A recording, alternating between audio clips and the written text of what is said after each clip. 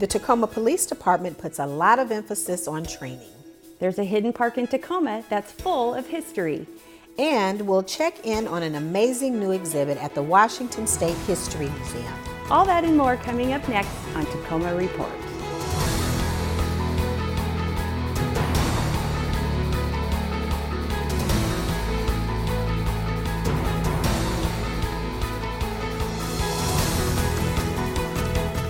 Hi, and thanks for joining us on this new edition of Tacoma Report. I'm Laura Proctor. And I'm Angie Foster. We're going to start off the show today talking about one of Tacoma's biggest assets, our parks. Green Tacoma Day was recently celebrated here in Tacoma. This is a day that shines a spotlight on the work being done to restore local green spaces. Fireman's Park was part of the festivities as Mayor Wooders and City Council members came out to plant trees to beautify the park as part of the event. Planning is still underway for the next phase of restoration at the park, which covers additional tree plantings, some landscaping, and seating options. To stay up to date on these next steps, visit the city site. In addition to Fireman's Park, Tacoma has some hidden gems that are a little out of the way, but worth the trip. Tucked alongside Highway 16 and Jackson Street in Tacoma is War Memorial Park. It's a rambling, well-groomed park with breathtaking views of the Tacoma Narrows Bridge and the Olympic Mountain Range. The city of Tacoma manages the park with tender, loving care, honoring Tacoma and Pierce County veterans. The original War Memorial Park was underneath the old Narrows Bridge. When they started to build the new Narrows Bridge, that's when they relocated the park up here. So our grounds maintenance crew maintains this War Memorial Park.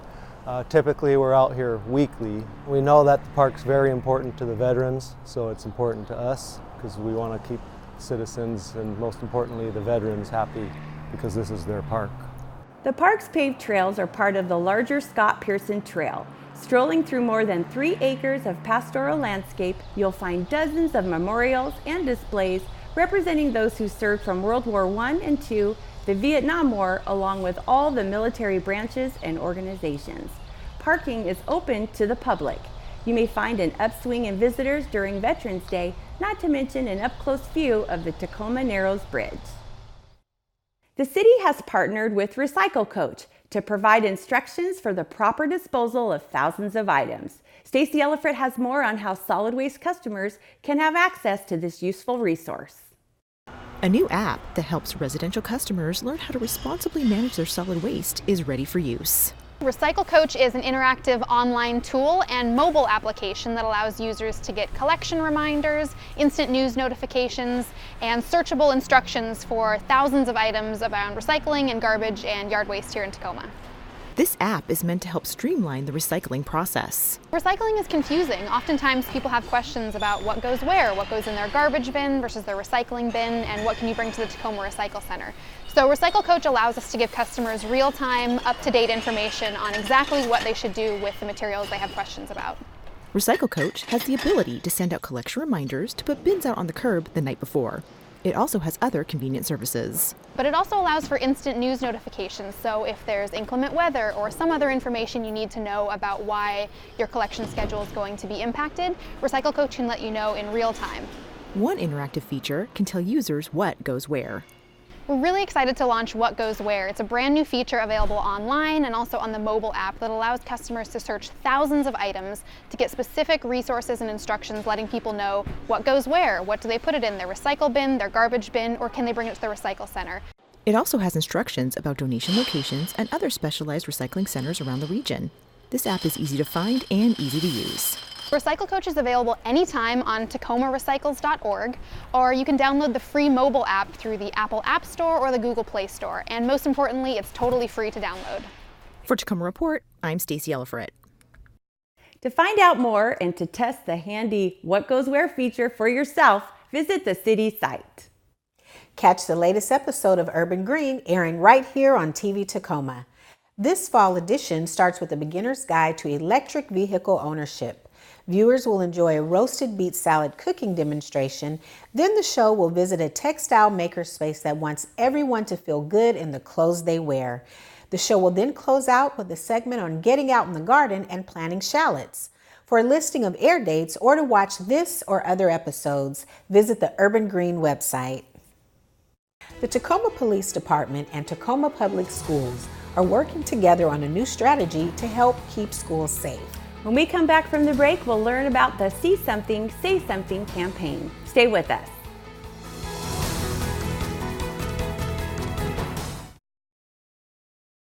Welcome back to Tacoma Report.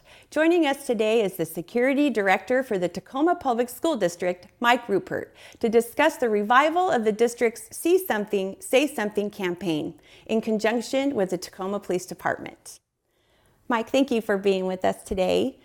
Can you share with us a little bit about what this campaign is all about? Yes, and thanks for having me today. This campaign is an alert that helps the Tacoma Police Department in the community if there's any threats, and specifically around our schools. Mm-hmm. So if somebody sees something, then we want them to say something, if it's minor in nature or not. Mm-hmm. So if a student or a parent maybe hears a threat or sees a potential threat, maybe they don't see the gun or a weapon, what would you say to someone like that? Yeah, and we get those a lot, and quite frankly, those are very important and very significant too, because we just don't know the level of that threat at the time. So if they see, even if they don't see a weapon, a specific weapon, like you said, please, they still need to call 911 and let them know what they have, what they saw.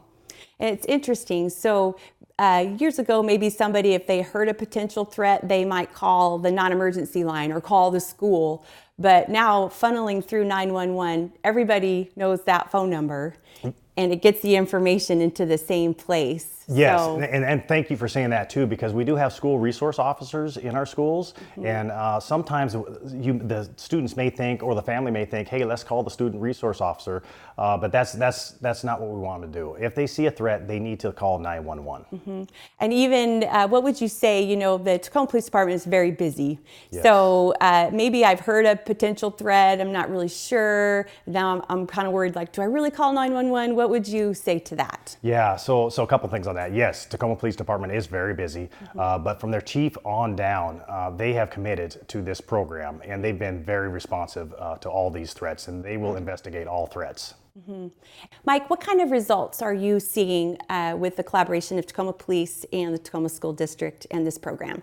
Yeah, Angie, I'm glad you asked that question, because just last month we had a significant event at one of our high schools where there was 3 students that came from another high school, and somebody saw a weapon in a waistband and they put it in a backpack. The results of that was astounding, and I think, because I even have the times on that, and so basically in about 2 minutes, we had a response of 6 TPD officers at that school. And approximately 4 minutes, they had the 3 suspects identified and questioning them. And in 7 minutes, they had the gun seized. So that all happened without incident. And again, kudos to Tacoma Police Department for doing what they do. That's dedication to this campaign, for sure. It definitely is, yes. So for a viewer that would be interested on getting more information or how to get involved, what would you say to them? Well, first and foremost, just keep their eyes and ears open to anything they see. If they feel it's suspicious, report it. Watch social media, because sometimes, statistics shows that a lot of times when these major incidents have happened, that the culprits did it on social media. They notified somebody. So take all those things seriously, and the more ears and eyes we have on these things, the better we can work as a community to keep this place safe. Absolutely. Well, I think this campaign is going to have a great impact. And Mike, we just really appreciate you being here today to share more information about the See Something, Say Something campaign. Thank you. Thank you for having me. You bet. Remember, if you see anything that looks like a threat, call 911 immediately. And to help spread the word about this great effort on social media, use the hashtag See Something, Say Something. When we come back from the break, we'll check in on some specialized training with the Tacoma Police Department. Stay with us.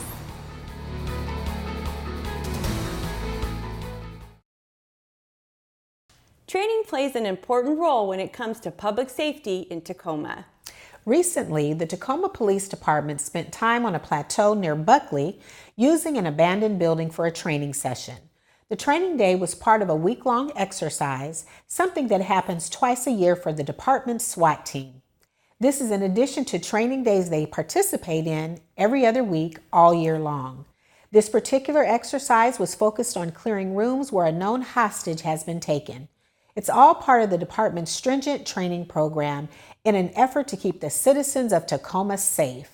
To learn more about the Tacoma Police Department, visit their website.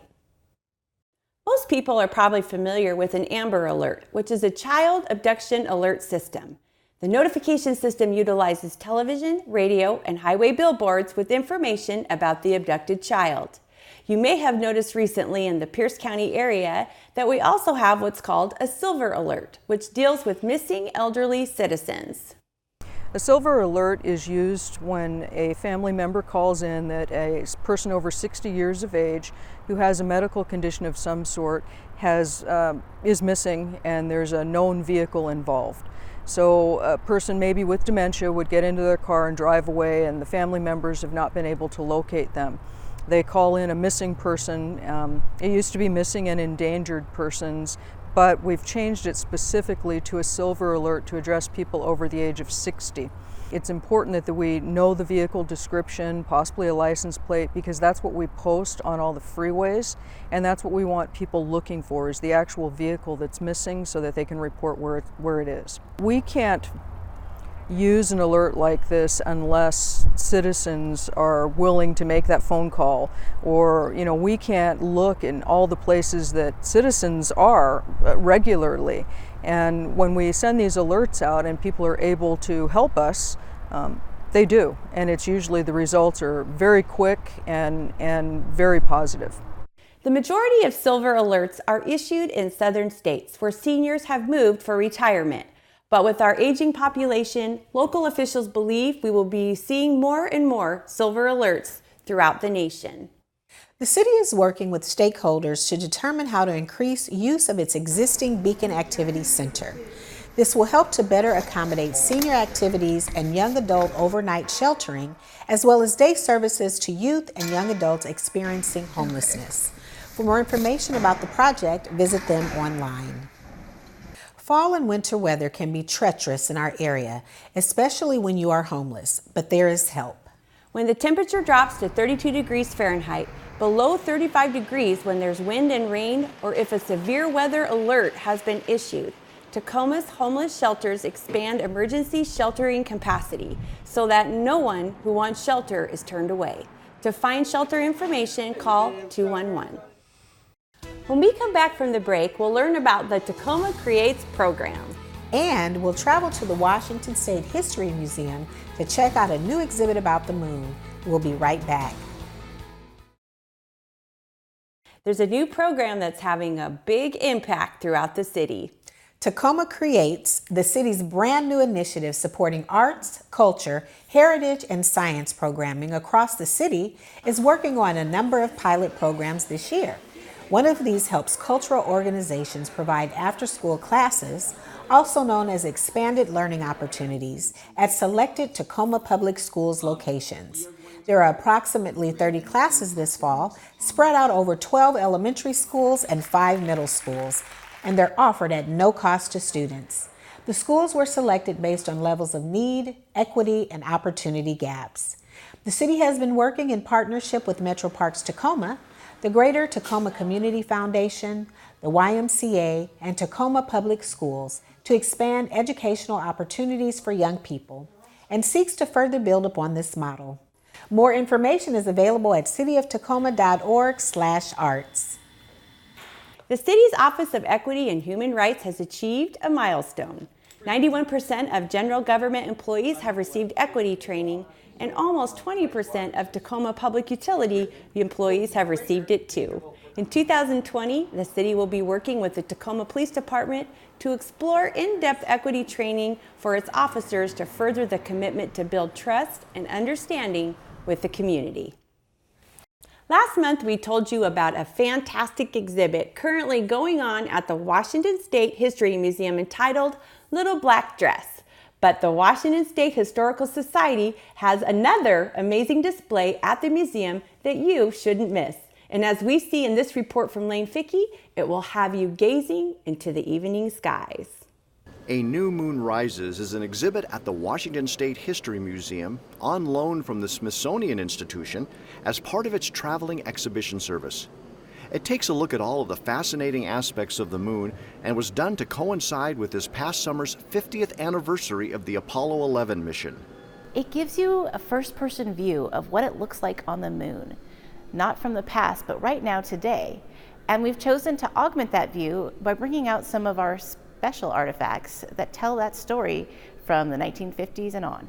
Not many of us get to go to the moon, so this gives us a chance to get a glimpse into an alien landscape that in some places looks completely different from Earth, and in other places almost recognizable. The exhibit features some amazing shots of the moon from angles and locations that you don't normally get to see. There are interactive portions where visitors can zoom into extreme close-ups of where moon landings took place. And there's a display which shows almost real-time views of what is being seen on the moon right now. Washington State has a direct tie to the space program.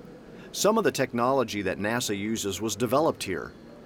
Astronauts took part in survival training in the Tri-Cities area in the late 60s, and a small Washington State flag was carried to the moon by the Apollo 14 crew. Visitors to the museum will also enjoy seeing books and games from the 50s and 60s on what space exploration might look like.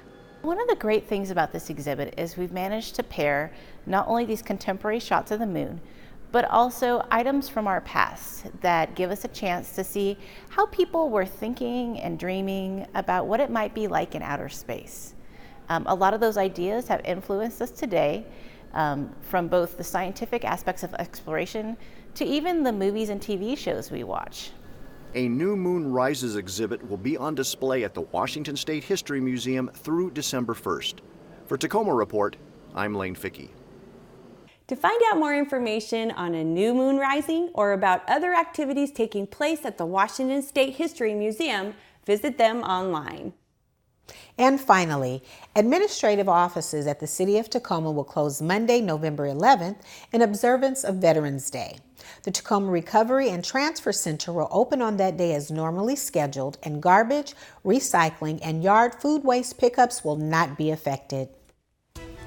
That's all the time we have on this edition of Tacoma Report. A great way to find out about the services the City of Tacoma has to offer is by going to cityoftacoma.org. Until next time, I'm Angie Foster. And I'm Laura Proctor. Thanks for watching.